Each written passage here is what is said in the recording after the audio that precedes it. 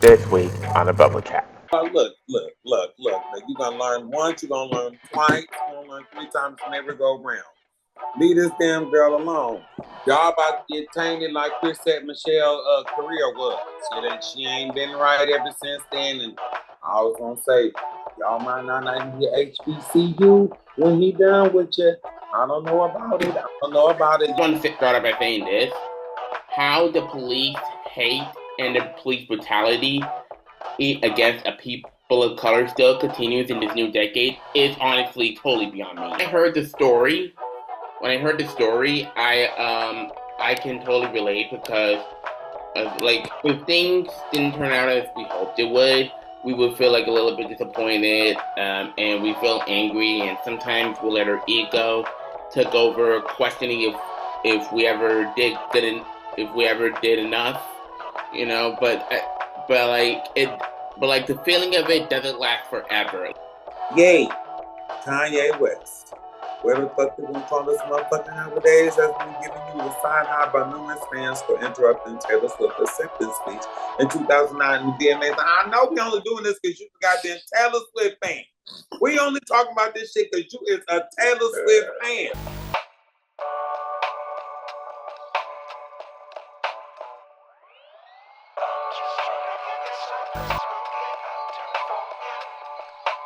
What's poppin', bubblers? Welcome to our very first bubble chat of the new year.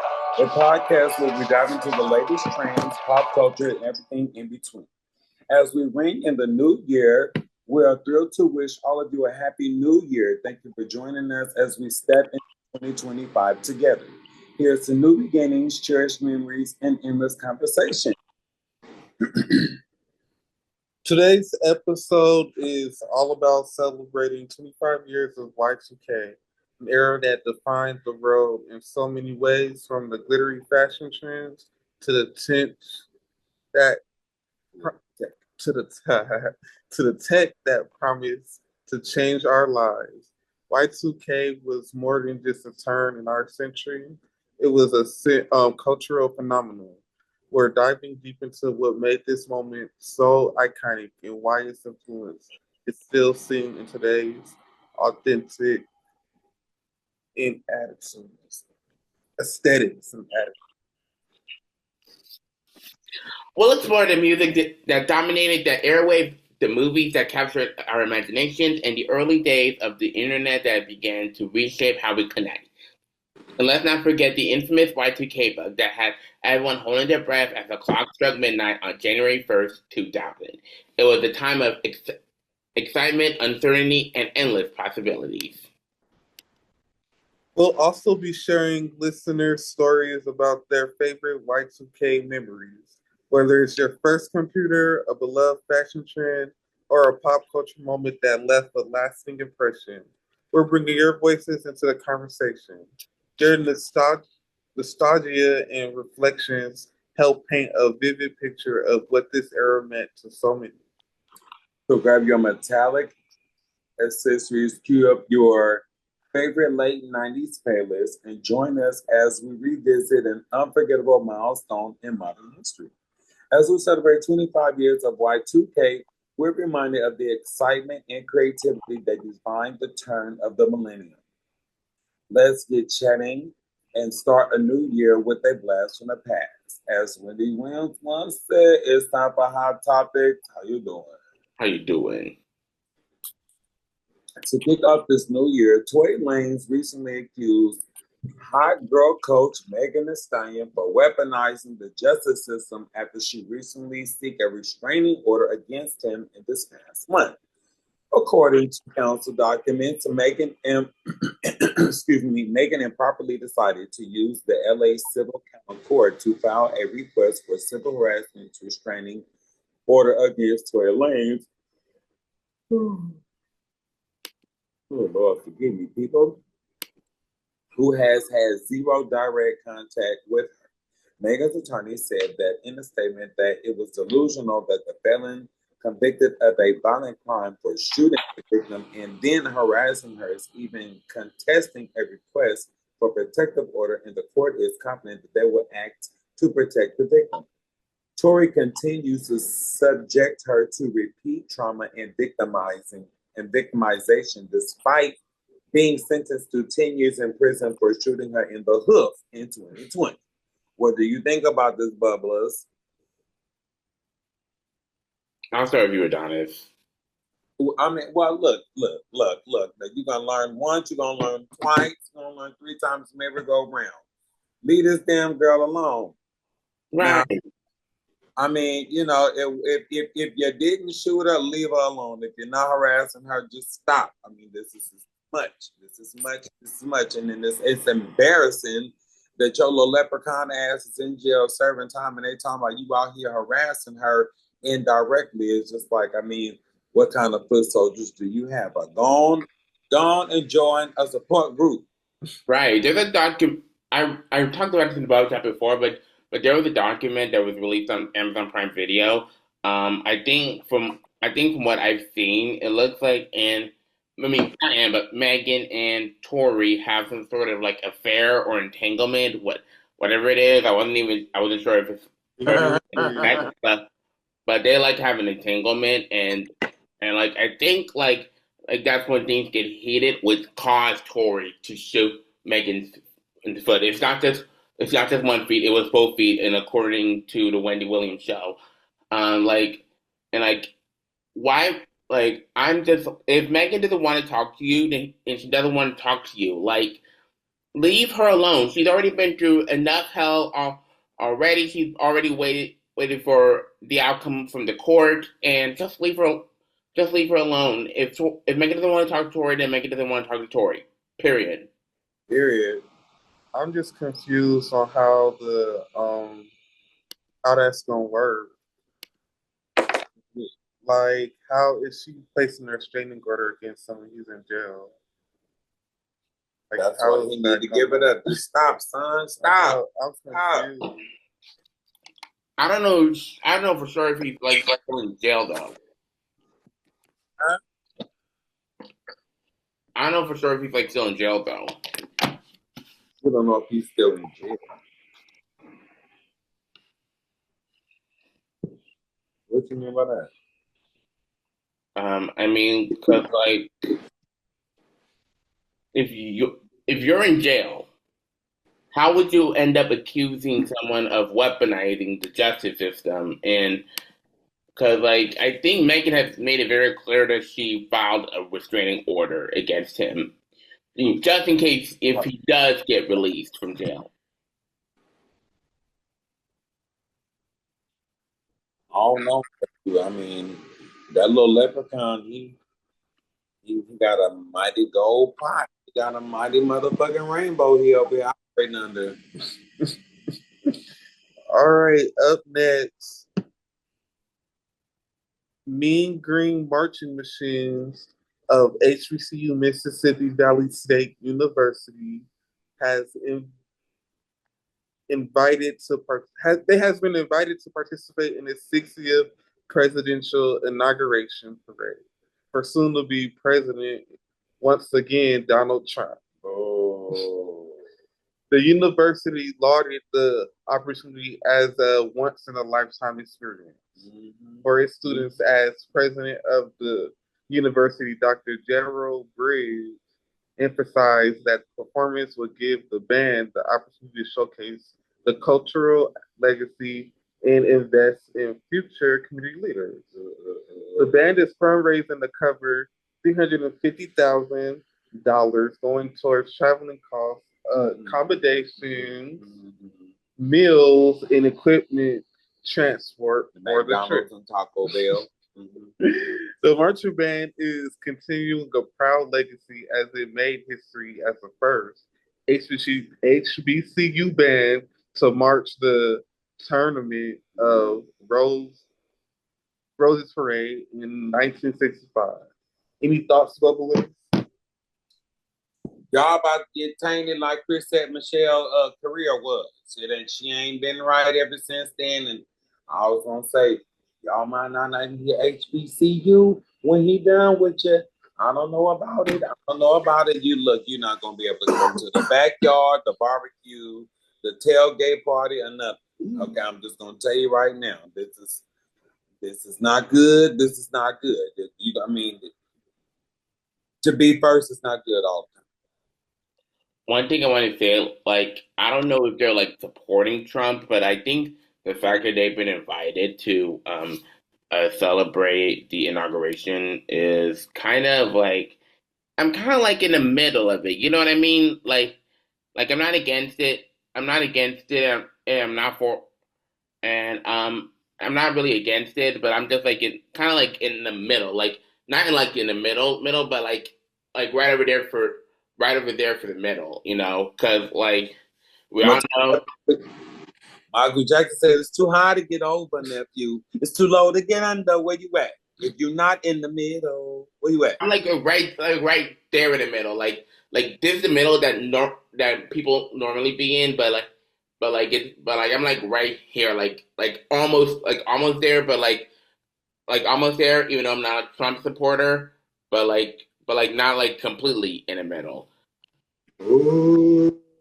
But the main thing is if you know me, you would know that I'm not a Trump supporter and I don't get involved in politics in general because Now, orange Kool-Aid, nephew. um nope, All right. because they're overall just a bunch of drama, in my opinion, and overrated for crying out loud. But if the HBCU band wants to perform at the inauguration, then they have the freedom to do so. That's all I'm gonna say. All right. I mean, you know, I give it a. I respect it. I respect it. What you feel about that, brother? Kudos to them. Shit. Hope they have fun. Well, next. I burning twice. Well, next on the agenda, three officers who the New York State Attorney General Office claims were present when Robert Brooks was brutally beaten and are named in other lawsuits of the alleged beating at the hands of prison guards. Documents reviewed by TMZ claim that Nicholas Anzalone, I hope I said that right, Glenn Tombly, and Anthony Farina have been suspended pending further investigation by New York's Department of Corrections and Community Supervision Commissioner. And they were named as defendants in the lawsuit by incarcerated or formerly incarcerated individuals. The video that was released a few days ago showed officers repeatedly hitting, choking, and kicking Robert Brooks as one person had their body cam on during the incident was Glenn and Trumpley, who was a bystander during this vicious attack. What do you think of this, bubblers? I want to start off by saying this.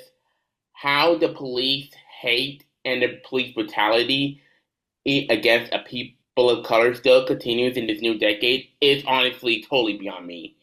And like when I heard that Glenn and Trombley was a bystander during the vicious attack, and even though he was wearing a full body camera, and he just like stood there, he didn't like say anything. From what I know, it reminds me of the situation that we explained in the bubble chat earlier, where like in the shooting with Sonia Massey that happened last summer, there was a body camera that recorded the video, and like they still and people like still be like cutting up, you know, and I just think it's like something that definitely needs a change. It's been needing a change, to be honest. What do you think, Donis? I mean, like, it's like a slap in the face. What good is the body cam gonna do if you're not gonna show it, and then at that point follow suit with what's in it? And if what is, because the camera never lies, right? So if you are wrong, said enforcement officer, person of power, influence, whatever, you know, it's like you do the crime, you do the time. Accountability is everything. Accountability doesn't exist, and prison doesn't discriminate. You know, so it's like, you know, what they said in A Few Good Men, the truth, you can't handle the truth.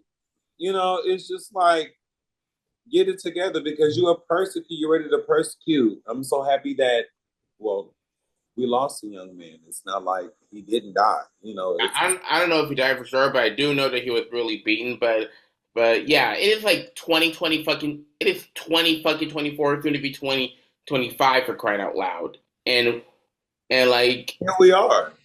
it's just really really frustrating that this keeps going on, and I'll never understand. How do you feel about it, Antron? I don't know. It's like it's really sad. Like I don't know. Like I don't like to talk about stuff like that. Like What we was on the podcast. I know. It's real sad. Like It really is. I'm fucked up, y'all. I'm sorry, sir. Well, yeah, it's sad. Condolences. Not condolences, but I want to lift up. Excuse me. The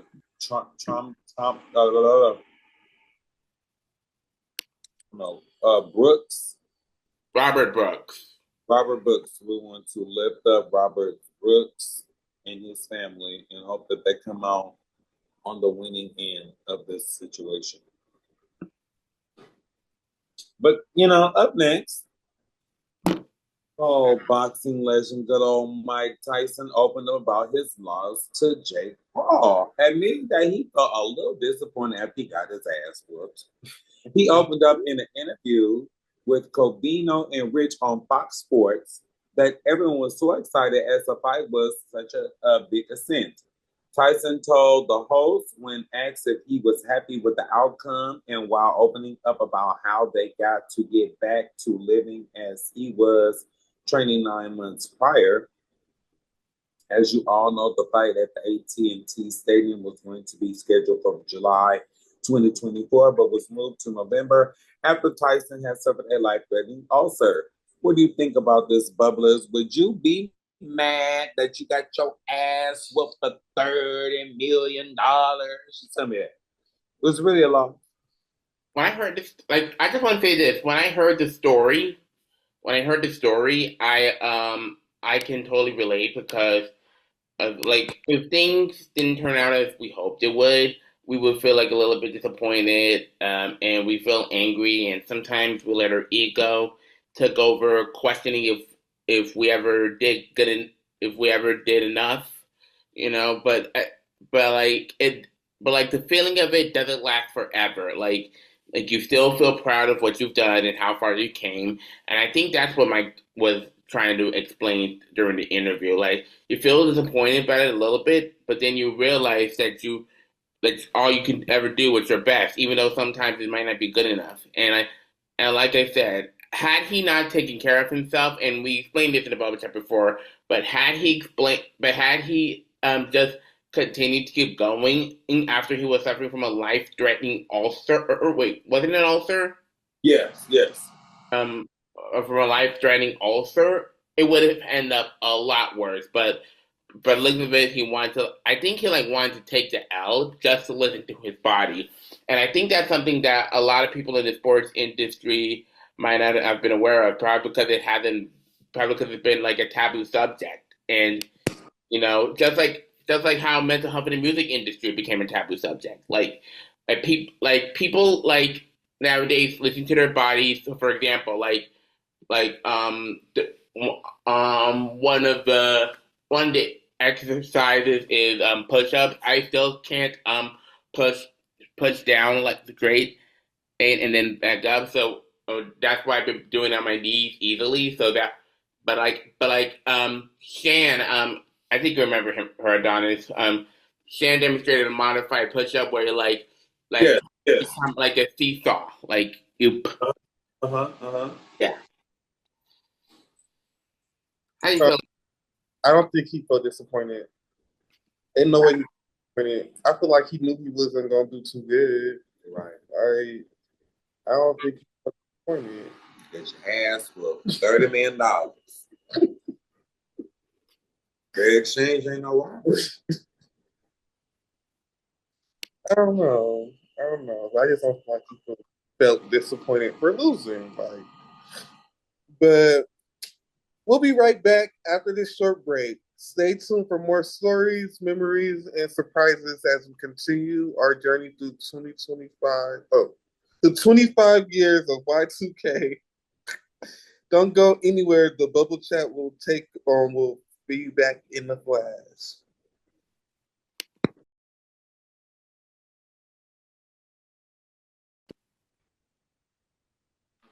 Welcome back to the Bubble Chat. In honor of the Y2K theme, we're diving into some of the hottest topics that made headlines around the turn of the millennium, including around the decade. From Britney Spears' meteoric rise and TRL becoming a household staple to the duet of reality TV shows with shows like Survivor in the early 2000s deliver some unforgettable moments. We'll also touch on the tech breakthrough that were the talk of the town. Remember the buzz around the first ever IMAX and the launch of the Napster, which forever changed how we shared music? We'll discuss how these innovations set the stage for the digital age we know today. And of course, we can't forget the iconic red carpet looks that define Y2K fashion and a mix of futuristic and nostalgic styles that continue to inspire designers today. Now, Wendy Williams once said, "It's time for more hot topics." How you doing? How you doing once again? Well, on August 2002, Tory Lanez appeared on the Wendy Williams radio show at the time to announce her moving on from the R&B girl group 3LW, and to open up that she was actually forced out of the group because of her then group member Keely Williams. Tory opened up that there was an altercation going on involving food from KFC in which Keely threw a meal involving a two-piece, mashed potatoes, etc. on Tory. He addressed that although Adrian Bailon didn't brew food at her, but defending Keely, which brings to what started the altercation. Management from 3LW accused Tory of spreading information and lies to Wendy Williams, and Wendy denied that it was true, and that leads to Keely snapping at Naturi and throwing a plate of food at her. Additionally, Naturi addressed that management claimed that she wasn't talented due to her appearance, specifically her skin color and mannerisms, not fitting the group's crafted image. Both Adrian and Keely went live on TV to deny the fight from ever happening. What do you think, Bubblers? When I first heard about this, I didn't know. I'd never listened to 3LW as a kid because I think it was like started to like get a little bit raunchy, and I was like really young when they first existed, and I had no idea that Adrian and Keely were from 3LW, and then move on for the Cheetah Girls, and I know the Cheetah Girls, but not 3LW, and now recently I started listening to their music and all that, but like when I heard about this, I'm like, damn, that is like a mess, and like I was like really really shocked when I found out that Naturi left LW. I first heard of Naturi on from Fame and Lottery Ticket, and but when I heard that she was also in LW, I mean like completely mind blown, and like I was really really shocked to know that it had something to do with altercation from a fast food joint such as Kentucky Fried Chicken, like Spicy original, spicy original. I think it was original, but from what I know, I don't know for sure, but like to hear that the plate of food was thrown at her directly at her face, like, and I hope her. I hope she whooped her ass. Tasha from Power. Mm-hmm. Fuck a cheetah girl. You're talking about Power. Tasha from Power. Yeah. That's a strong black bad bitch. What you think of Donis? Original or spicy. And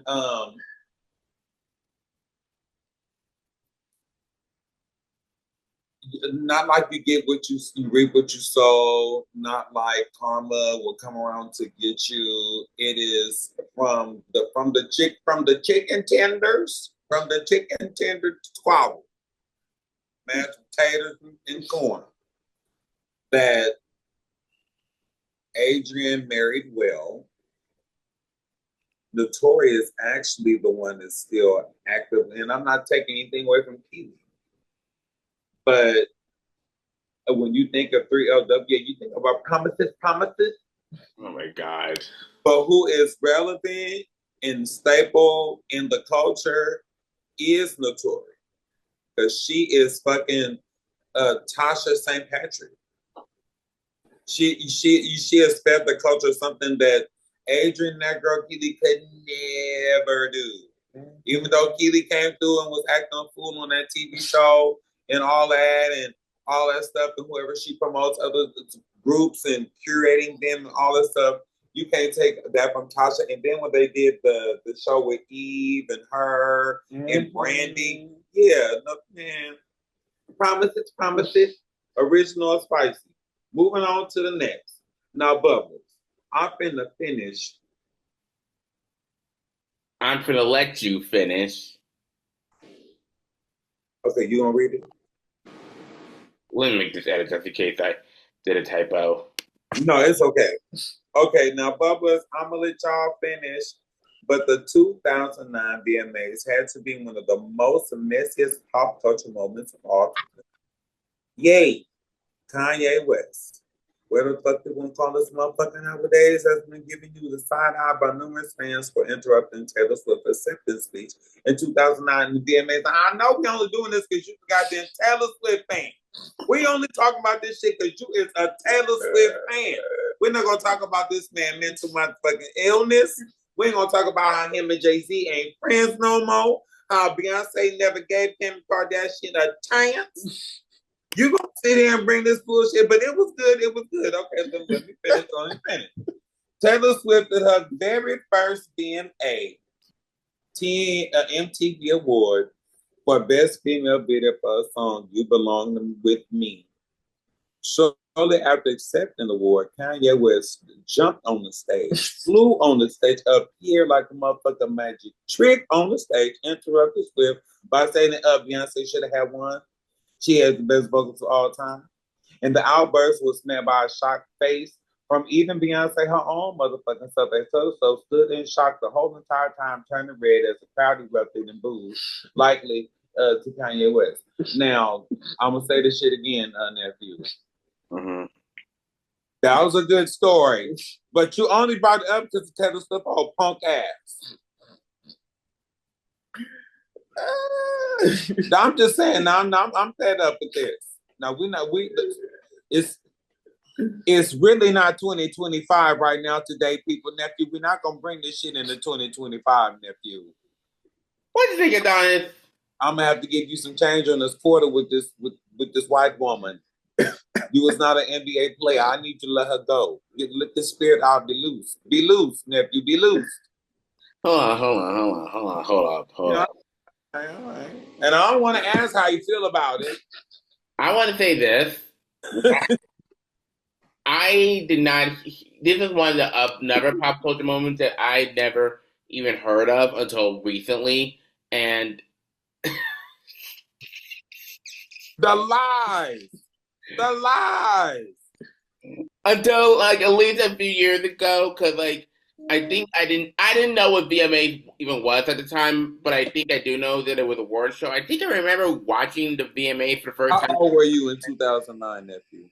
10. I know you know about that shit. I know you might have known about it then, but I know you know. The last controversial moment that I ever watched was Will Smith slapping the shit out of Chris Rock. That was the Oscars. Right. But think of it as going to this. I think it's like kind of like really, really, really rude to interrupt someone who has worked their ass off in for an award, and this kind of reminds me of the situation where like Lil Mama. Don't you do it!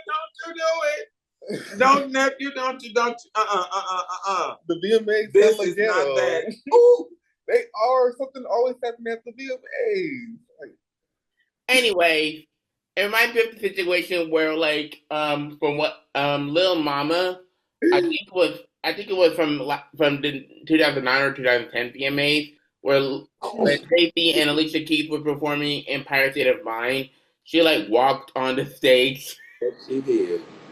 and she was like feeling herself, but like she didn't know that she wasn't supposed to do that.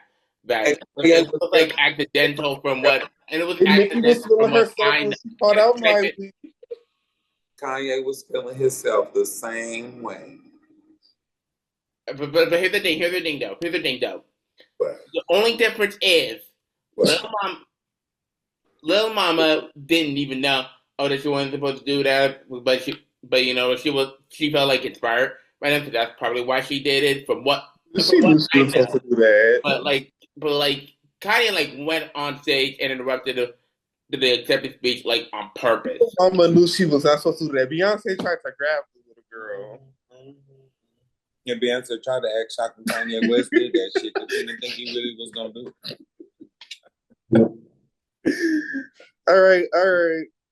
Next on the agenda, Janet Jackson has experienced a wardrobe malfunction from Justin Timberlake at the 2004 Super Bowl halftime show.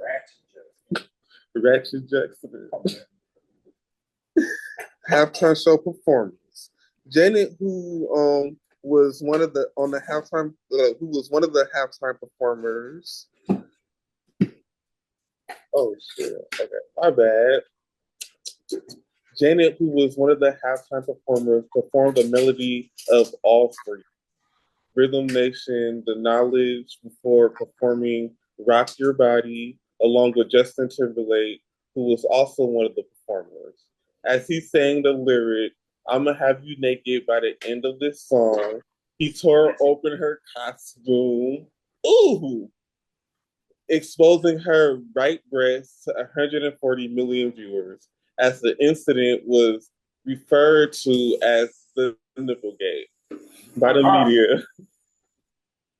Jackson and Timberlake both issued separate apologies about the incident, but get this, following the incident, CBS allowed Justin Timberlake to appear at the 46th Grammys Awards ceremony, but forced Janet to withdraw after being scheduled as a presenter. The controversy also halted plans for Janet to star in the biopic film of Lena Hornes, produced by ABC. What do you think about this, bubblers? That little nipple ain't hurt nobody. I don't know why she the one got chastised. It was her whole areola. That was more embarrassing for her. And that was when Justin Timberlake had a perm. So I don't like it. I don't like it.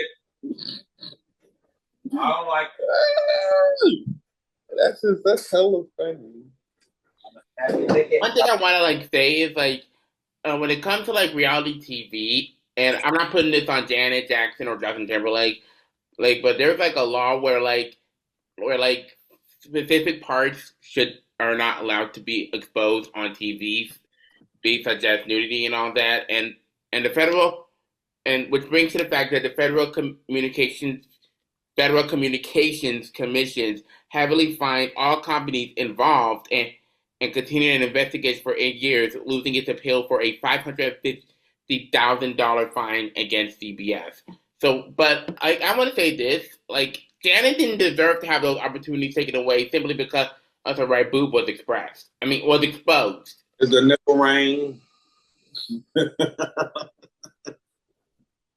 And but I can't imagine the embarrassment that she felt with this many people watching, with this many fans watching her, and I was really shocked when that happened. I mean, I don't think Justin Timberlake intended to rip open her costume, and I think I saw, and when I was looking into this, I saw that recently that just a few years ago a Mickey Mouse statue was mantled into Walt Disney World theme park the previous year to honor, quote unquote, honor her legacy, but it was removed following the performance. And I think also, I don't know for sure, I think many people also find it insensitive because I could tell Janet was embarrassed. Right, and it wasn't her fault. It probably hurt. We wrap that shit off. But you know what? I know we're talking about what happened to Janet Jackson, but the most shocking award show moment was when Whitney Houston brought her whole Skeletor-looking ass out there being Michael Jackson, giving straight sternum and clavicle. I'm so sorry. That was some shit. Now, we talking about, we still gonna go on with these moments, right? Good or bad, we talking about these moments. Taylor or not, we talking about these moments, people, okay? Now, let's take a moment to talk about the reality TV show phenomenon that left its mark. Bad Girls Club. Premiered in 2006, this series brought drama, bold personalities, and unforgettable moments to our screen. The show followed up with a group of women living together and navigating personal challenges and intense conflicts, all while trying to embrace their own individuality. Bad Girls Club was more than just a reality TV. It became a cultural touchstone. It sparked conversations about empowerment, personal growth, and the complexities of female relationships. With this unapologetic approach to conflict and its portrayal of real-life struggles, the show captivated audiences and kept us hooked season after season. And now, in present day, Bad Girls Club is over, and it didn't jump networks, ownership, and everything. And then Natalie Nunn, the chin of LA, who runs Hollywood. Now we have baddies. It's crazy. It's a wonderful thing, but it's crazy to think that a TV show premise was about status. And when I say status, it was about how many followers you have on social media. And then you learn, because just because you have a whole bunch of followers on social media doesn't mean you have the personality, the wherewithal, the business savviness, or the real silver spoon born in your mouth. We have had so many shows, dating shows, from the Flavor of Love, the Love of Ray J, the Love of the Game, the Love of New York. I mean, it goes on and on, to The Bachelor, Atlanta Housewives, the Married to Medicine. I mean, it just goes on and on and on and on and on. And no one ever thought that in any of these TV show, what is it? TV show like ingredients, like what it all starts to start up. Who would ever thought it would have all these organic gourmet moments that we all share? It is crazy. It is crazy. The list of people who are famous, millionaires, influencers, business owners, partners, endorsers. This is where I would give Instagram and Twitter and YouTube a round of applause, because it did help some people in some ways. It's not as damaging as we all think it is. Mm-hmm. Yep. You guys have anything you want to add to that? Mm-hmm. I was watching the fights that happened on the show. Say that again? You were in for a fight? I was watching the fights. What fight? On Jocelyn Baddies or which one? Bad Girls Club, I think you was talking about. Bad Girls Club? Mm-hmm. All right. Well, let's move on to our next segment. We got this good old mystery gram. This is where we shake things up with a fan. This is where we shake things up with fun and an unpredictable twist. Today we prepared a game that ties in perfectly with our Y2K theme. Let's get ready for trivia, challenges, and surprises as we test our knowledge and relive some moments of the millennium. We will uncover hidden gems from Y2K or stumble upon hilarious moments we've long forgotten. Stay with us and we'll dive into this interactive and nostalgic segment. Let's see who's truly got the ultimate Y2K expertise. Let's play the mystery game. We're going to curate a trivia game from the segments and topics that we've covered throughout this episode, guys. Are you guys ready? Let's do it. Y'all ready? Yeah. Amen. Can I get an amen? Yeah, Amen. Right, all right, amen. All right, now, look. Now, we just were talking about the Bad Girls Club, right? Mm-hmm. So, who is said queen of the Bad Girls Club? What is her name? I don't know. I feel like you want to say Natalie, but Yeah, I don't that's think who I it don't. is. I don't know. Like, I mean, I don't know. It would be between her and Tanisha. It was gonna be her because she took it over to Baddies. She flipped it. She totally flipped it. I don't know. All right. Well, And it was. I don't think that was all her idea as well. but she did it, and we're led to believe that it's her face of it's her face It and wasn't the. all her idea. Just like Lady Shot O'Clock, she didn't make that shit up. The one bad girl make that shit up. I don't know. Well, I mean, a slogan in the whole TV show was totally. I don't know. I don't think it was all her idea. But I hear what you're saying. Okay, so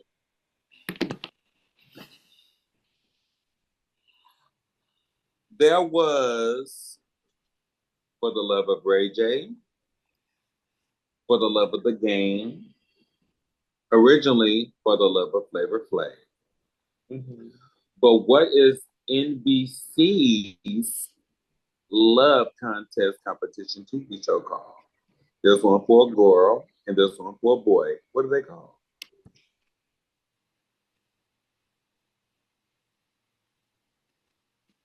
This It is starts one with the show B. that I have not watched until just now. Oh my God. The Bachelor and the Bachelorette. That's the white. I was. You said NBC. I'm like, what channel is NBC is NBC? channel 4. Ooh, y'all don't know y'all TV network. You streamers. Ain't nothing but some streamers. Like, what channel was in NBC? But I Can would I like ask to you for you to watch that. Did you guys, who won the Super Bowl in 2004? I don't even think I When would know. I when never heard of the Super Bowl until the 2010 one. No, wait. The 2011. what's the name of the album "You Belong with Me" by Taylor Swift? What's that album name with that song on it? What's that album name? That would be either Speak Now or Fearless. You need your ass whooped. You need your ass whooped. I know that song. Nephew. That's not nice. That's not nice. And what is the LW known for? Besides the chicken. Players Gonna Play. It's only one lyric. It's one word. Three Little Woman. Promises. Oh my God.